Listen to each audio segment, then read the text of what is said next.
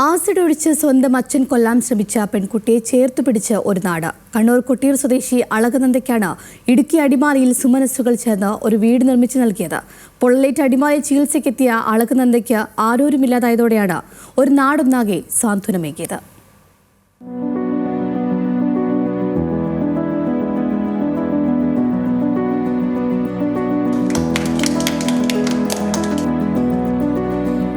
പതിനൊന്നുകാരി കുഞ്ഞ് അളകനന്ദ ഒരു നാടിൻ്റെ ആകെ തണലിലാണ്. കുഞ്ഞു പ്രായത്തിലെ പൊള്ളിയ ഓർമ്മകൾ ഇനിയുണ്ടാകില്ല. അത്രമേൽ സ്നേഹവും കരുതലുമാണ് ചുറ്റും. 2022 ജനുവരി 15 കറുത്ത ഓർമ്മകൾ ഇനി അവൾക്കില്ല.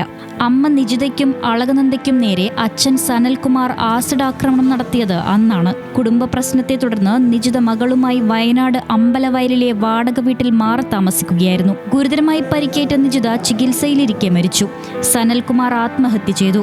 മരണത്തോട് മല്ലിടിച്ച് അളകനന്ദ 3 മാസം കോഴിക്കോട് മെഡിക്കൽ കോളേജിൽ ചികിത്സയിലായിരുന്നു.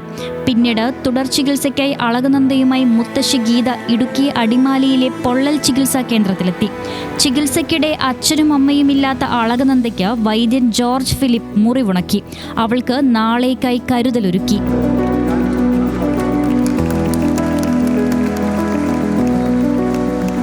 നല്ല മക്കളായിട്ട് വളർന്നു വരാൻ, വെല്ലുവിളികളെയും പ്രയാസങ്ങളെയും നേരിട്ട് പ്രതിസന്ധികളെ തരണം ചെയ്ത് നന്നായി പഠിച്ച് നാടിനും വീടിനും നന്മ ചെയ്യുന്നവരായിട്ട് വളർന്നു വരാൻ കുട്ടികൾക്ക് സാധിക്കട്ടെ എന്ന് ഞാൻ പ്രത്യേകമായിട്ട് ആശംസിക്കുകയാണ്. ഇതിന് നേതൃത്വം നൽകിയ വൈദ്യർക്ക് പ്രത്യേകം അഭിനന്ദനങ്ങളും ആശംസകളും അറിയിക്കും.